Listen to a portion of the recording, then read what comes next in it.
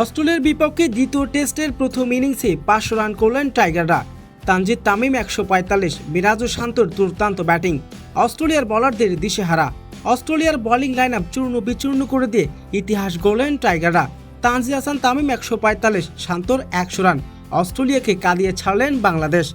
দর্শক, বিস্তারিত থাকছে এই ভিডিওর প্রতিবেদনে। টস জিতে প্রথমে ব্যাটিং করার সিদ্ধান্ত নেন বাংলাদেশের অধিনায়ক নাজমুল হোসেন শান্ত। শুরু থেকেই দারুণ ব্যাটিং করেন বাংলাদেশের ব্যাটার সাদমান ইসলাম এবং মমিনুল হকের ব্যাট থেকে ভালো শুরু পেয়েও দ্রুতই মমিনুল সাজ করে ফিরে যান। এরপর ক্রিজে আসেন বাংলাদেশের ব্যাটার তানজিদ হাসান তামিম। মাঠে নেমে অস্ট্রেলিয়ার বোলারদের উপর আক্রমণ শুরু করেন তিনি। 4 ছক্কার দারুণ শট অস্ট্রেলিয়ার বোলিং আক্রমণ অনেকটাই ছন্নছাড়া করে দেন তামিম।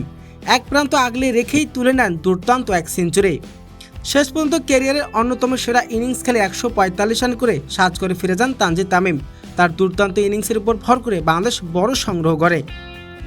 এরপর অধিনায়ক নাজমুল হোসেন শান্ত মেহেদী হাসান মিরাজের ব্যাটে এগিয়ে যায় বাংলাদেশের ইনিংস। শান্ত দুর্দান্ত এক সেঞ্চুরি করেন।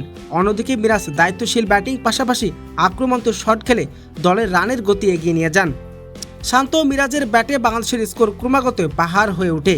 এক পর্যায়ে অস্ট্রেলিয়ার বোলারদের মধ্যে দেখা যায় হতাশের ছাপ।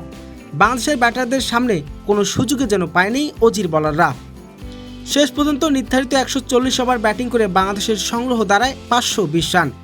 তানজিদ হাসান তামিম 145, শান্ত করেন সেঞ্চুরি। মিরাজের দায়িত্বশীল ব্যাটিং অস্ট্রেলিয়ার বিপক্ষে বড় পুঁজি দাঁড় করায় টাইগাররা।